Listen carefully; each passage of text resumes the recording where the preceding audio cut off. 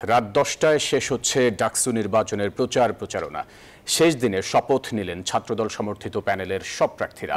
নির্বাচিত হলে সাম্য, মানবিক মর্যাদা ও শিক্ষার্থী বান্ধব ক্যাম্পাস গড়ে তোলার অঙ্গীকার করেন তারা। এদিকে শিবির সমর্থিত প্রার্থী সাদিক কায়েম অভিযোগ করেছেন, একটি রাজনৈতিক দলের পক্ষে ফোন করে ভোট চাওয়া হচ্ছে। আর বাম জোটের প্রার্থী মেঘা মল্লার বসু বলেছেন, অনাবাসিক শিক্ষার্থীরা ভোট দিতে পারলে বদলে যাবে ভোটের সব সমীকরণ। আমরা শপথ করছি যে আমাদের বোনদের তথা নারী শিক্ষার্থীদের জন্য ঢাকা বিশ্ববিদ্যালয় ক্যাম্পাসকে একটি নিরাপদ, নিয়মতান্ত্রিক এবং সুরক্ষিত এলাকায় পরিণত করব। ডাকসু নির্বাচনের প্রচারের শেষ দিনে কলাভবনের সামনে বটতলায় শপথ নিলেন ছাত্রদল সমর্থিত প্যানেলের সব প্রার্থীরা। জাতীয় সঙ্গীতের মাধ্যমে শুরু হওয়া অনুষ্ঠানে নির্বাচিত হলে সাম্য, মানবিক মর্যাদা ও শিক্ষার্থী বান্ধব ক্যাম্পাস গড়ে তোলার অঙ্গীকার করেন তারা। এরপর প্রচারণায় নেমে পড়েন প্যানেলের প্রার্থীরা। নিজেদের অঙ্গীকার মেনে চলার শপথ করে জানান, শিক্ষার্থীদের ম্যান্ডেট নিয়ে কাজ করবেন তারা। আমরা আজকে শপথ বাক্য পাঠ করেছি, যদি আমাদের মধ্যে কেউ জিতে, একজনও যদি জিতে থাকে, তাহলে সে এই শপথের বলিয়ান হয়ে আমাদের যে অঙ্গীকারনামা, 10 দফা অঙ্গীকারনামা, তা বাস্তবায়নের জন্য কাজ করে। মাঠে ইতোমধ্যে কিন্তু বিভিন্ন প্রোপাগান্ডা, মিস ইনফরমেশন, ডিসইনফরমেশন ছড়ানো হয়েছে। এই বিষয়গুলো ক্লিয়ার এবং শিক্ষার্থীদের প্রতি আমাদের যে প্রতিজ্ঞা রয়েছে, সেই প্রতিজ্ঞাবদ্ধতার জন্য আমাদের এই শপথ বাক্য পাঠ করা হবে। এ সময় প্রচারণার ফাঁকে নিউজ 24কে ভিপি প্রার্থী আবেদুল ইসলাম খান জানান, ডাকসু নির্বাচনে প্রচারণার সময় যথেষ্ট ছিল না। আমরা আশা রাখছি ঢাকা বিশ্ববিদ্যালয়ের প্রত্যেকটা শিক্ষার্থী তাদের ভোট প্রয়োগ করার জন্য আসবেন। ভোটারদের উপস্থিতিটা নিশ্চিত করাটা এখন সবচেয়ে বড় চ্যালেঞ্জ সকলের জন্য। প্রচারণার আরও সময়ের প্রয়োজন ছিল। আমরা চেষ্টা করে যাচ্ছি, আমাদের প্রচারণার যে সময়টুকু পেয়েছি সেই সময় থেকে শুরু করে আজ পর্যন্ত একমাত্র স্মার্ট সিটি বসুন্ধরা, আধুনিকতায় এক ধাপ এগিয়ে।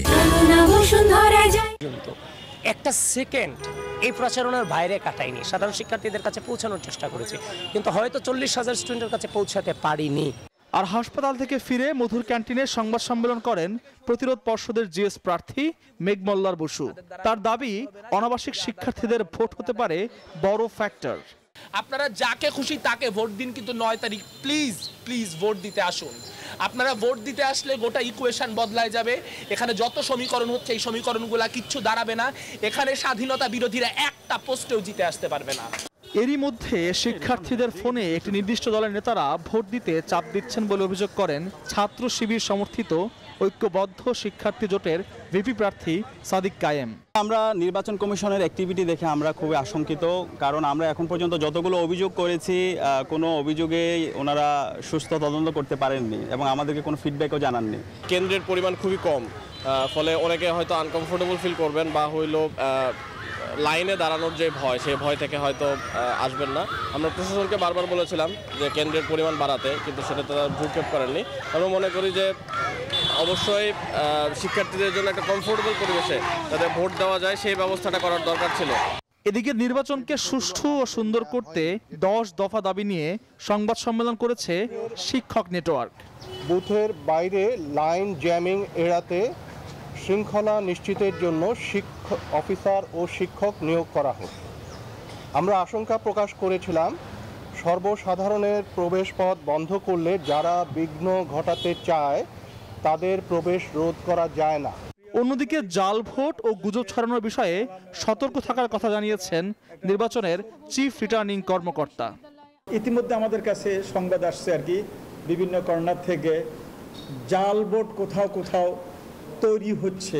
আমরা তাদেরকে প্রতিহত করার জন্য আমাদের কমিশনের পক্ষ থেকে আমাদের ভোট কেন্দ্রের লাইনে, সেন্টারে বিভিন্নভাবে তাদেরকে চেক করে তাদের পরিচয় নিশ্চিত করে আমরা তাদেরকে ভোট কেন্দ্রে ঢুকাবো।